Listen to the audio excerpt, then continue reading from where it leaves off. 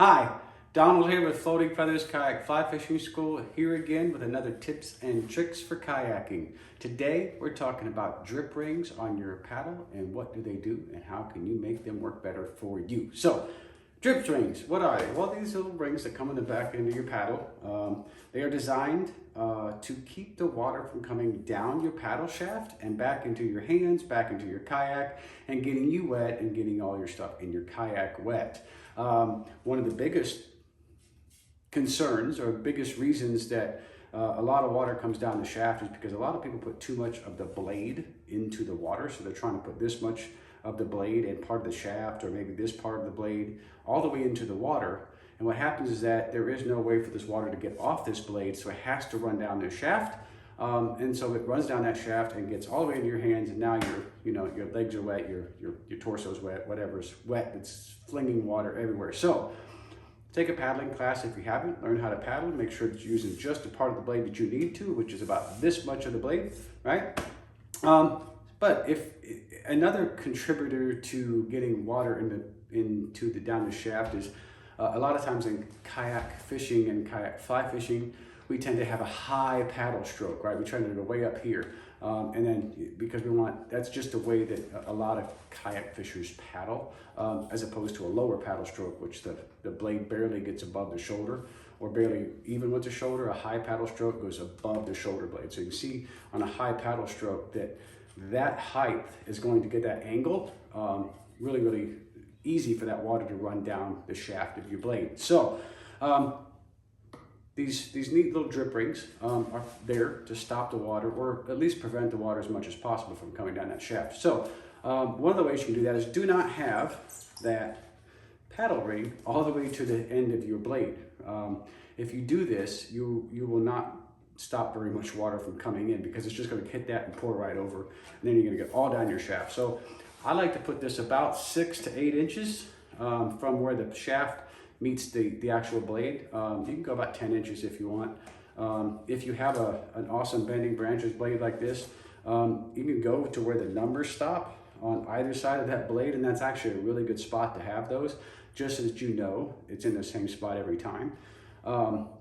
Like I said, it's a really good spot to have those. These are actually some designed by Kayak.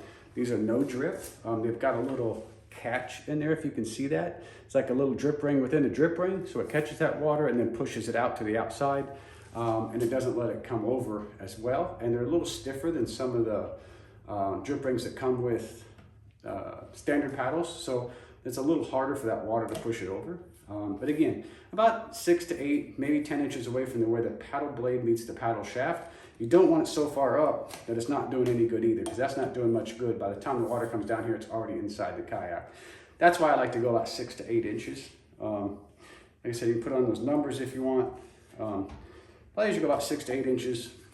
That's far enough outside of the kayak, or right at the edge of the kayak, so if water does catch it, it puts on the sidewall of the kayak and gets back into the lake or the pond or the river, wherever that water needs to be. So that is drip rings, what they're all about. Make sure they're positioned right, and don't use all this part of your paddle in the water. You only use about 3/4 of that paddle blade in the water at any time. So that being said, if you find your drip rings aren't quite working for you, no matter what you do, try to get a set of these. These are from Kayak. These are the catch and release drip rings. Those are the ones I have on my paddles. They work exceptionally well. I don't have a lot of water coming in unless I'm just trying to power stroke or something and I'm putting way too much paddle in the water, paddle blade in the water. And like I said, that's a big mistake. I mean, it's a common mistake or a common occurrence that happens.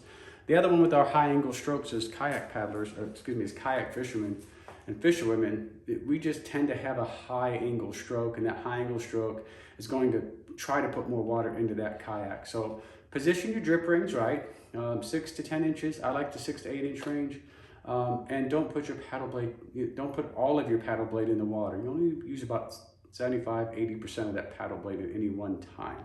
And also where you bring that paddle blade out of the water and how you bring that paddle blade out of the water makes a big deal. So if you haven't taken a paddling class, please take one or watch a video.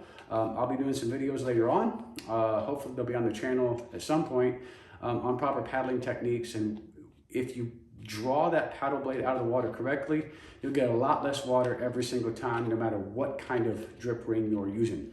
So thank you all for watching. It was a little bit of quick tips and tricks from Donald here at Floating Feathers Kayak Fly Fishing School. Thank you.